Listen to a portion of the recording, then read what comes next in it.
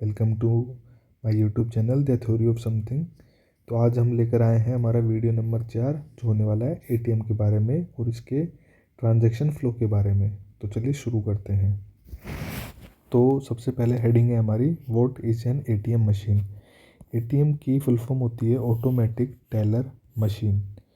तो इसका काम जो होता है वो होता है बैंक के इंस्ट्रक्शंस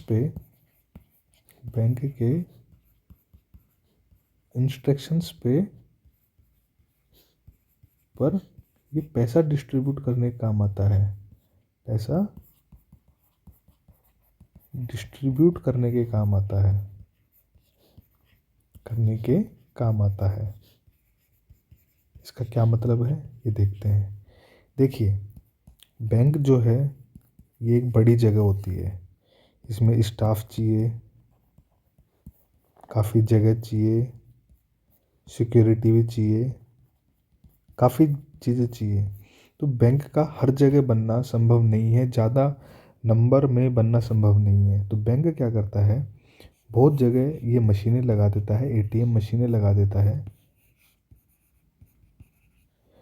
ये बैंक इन मशीनों में फिज़िकल जो पैसा होता है, जो नोट होते हैं, वो डाल देता है और ये कई जगह लगे होते हैं। तो जब इंसान को पैसे की ज़रूरत होती है तो वो जगह जगह लगे हुए इन एटीएम मशीन पे जाता है और पैसा निकाल लेता है।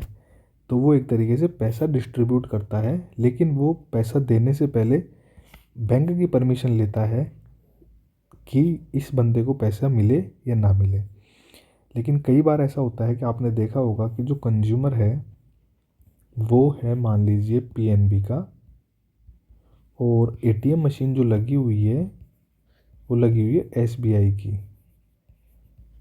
तब ये कैसे ट्रांजैक्शन काम करता है, कैसे ये फ्लो चार्ट बनता है, तो इसके बारे में हम देखते हैं। और आज का हमारा जो टॉपिक है उसके पीछे मेन पर्पज़ यही समझना है। तो हाउ ट्रांजैक्शन वर्क्स। देखिए, सपोज़ ये एक आदमी है और ये एक आदमी है। इसके पास बहुत सारे आदमियों ने, इस आदमी का नाम है एसबीआई और इस आदमी का नाम है पीएनबी।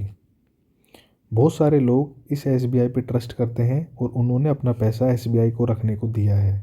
ऐसे ही बहुत सारे लोग पीएनबी पे ट्रस्ट करते हैं, उन्होंने अपना पैसा पीएनबी को रखने को दिया है। ओके, पहले मैं पूरा फ्लो चार्ट बना लेता हूँ, उसके बाद में एक एक करके आपको समझा दूंगा। ये है एनपीसीआई इस बंदे का नाम। ये मैं धीरे धीरे समझाऊंगा कि क्या होते हैं और उनका काम क्या होता है।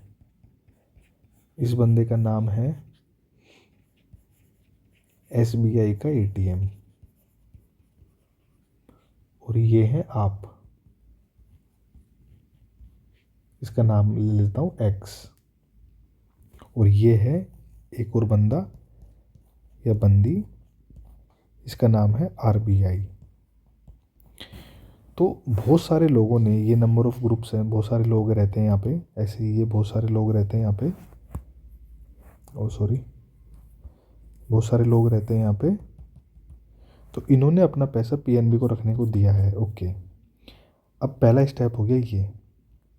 अब क्या होता है, ये पहला स्टेप हो गया कि बहुत सारे लोगों ने एसबीआई को अपने पैसे रखने के लिए दिया। अब क्या होता है, एसबीआई, ये जो एसबीआई का बंदा है, इसको कुछ पैसे दे देता है कि कुछ पैसे तू रख। ये हो गया दूसरा स्टेप। अब मान लीजिए ये एक्स नाम का बंदा है और ये इसने पीएनबी में पैसा जमा करा रखा है। इसने पीएनबी को पैसा दिया था कि भाई मेरे पैसे तू रख। ठीक है, इस बंदे को पैसे की ज़रूरत पड़ गई। इसने देखा एसबीआई का एटीएम का जो बंदा है ये मुझे पैसा दे सकता है, ये पास में ही है, तो ये गया इसके पास और इसने बोला कि मुझे 500 रुपये की ज़रूरत है। सपोज़ 500 रुपये मांगे इसने। ये हो गया हमारा स्टेप नंबर 3।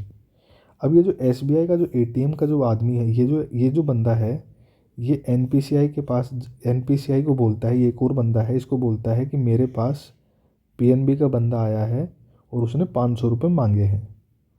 तो ये हो गया हमारा स्टेप नंबर 4।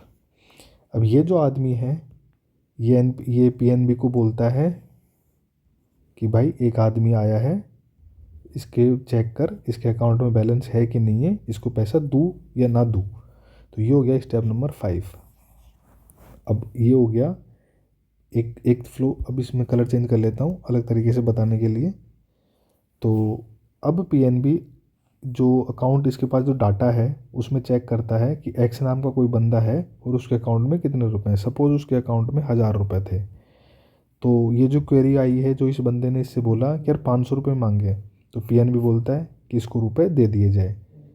तो ये कमांड जाती है इसके पास। तो ये हो गया स्टेप नंबर 6। एनपीसीआई फिर इस बंदे को बोलता है हाँ भाई रुपए दे दे। ये हो गया स्टेप नंबर 7।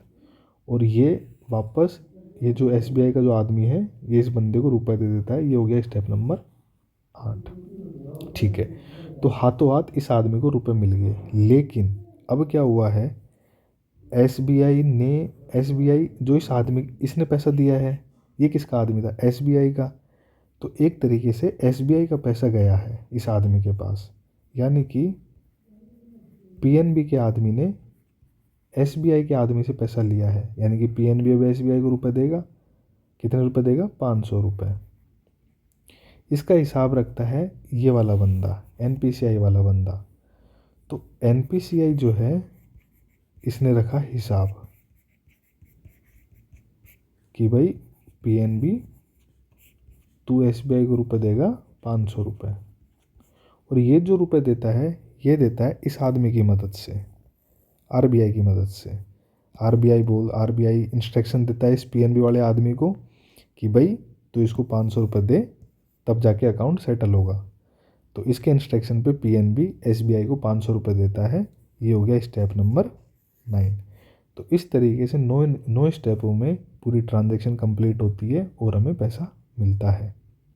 तो ये था मोटा मोटे तौर पे। तो हम देख लेते हैं एनपीसीआई क्या है। एनपीसीआई की फुल फॉर्म होती है, कलर चेंज कर लेता हूँ, दिखता नहीं है तरीके से। एनपीसीआई की फुल फॉर्म है नेशनल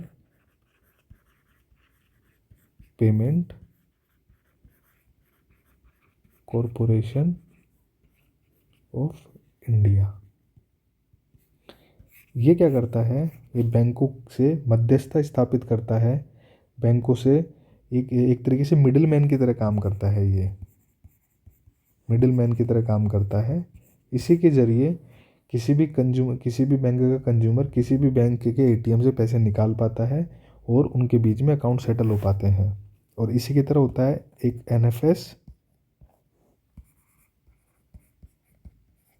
नेशनल, इसकी फुल फॉर्म शायद मैं भूल गया एक, हाँ, नेशनल फाइनेंशियल स्विच। तो ये एक तरीके से एक रूट डिसाइड करते हैं कि पैसा किस रूट से आना चाहिए, किसका है और कहाँ जाना चाहिए। एक तरीके से ये डिफाइन करते हैं। जैसे कि हमने यहाँ पे देखा कि पीएनबी का पैसा था, ये जो इंस्ट्रक्शन आई थी कि पीएनबी का पैसा था तो पीएनबी के पास जाए। पीएनबी ने वापस इसके पास कमांड भेजी कि हाँ भाई पैसा दे दो। तो ये एक तरीके से मिडिल मैन की तरह काम करता है। तो और इन्हीं के द्वारा यूपीआई इंटरनेट बैंकिंग, तो ये सब इसी के बेस पे काम करती हैं। एनपीसीआई की यहाँ पे इम्पोर्टेंस काफ़ी ज़्यादा है। तो ये था आज का हमारा लेक्चर। तो thank you for watching. Thank you. Please do like, share and subscribe. मिलते हैं अगले वीडियो में। Thank you so much.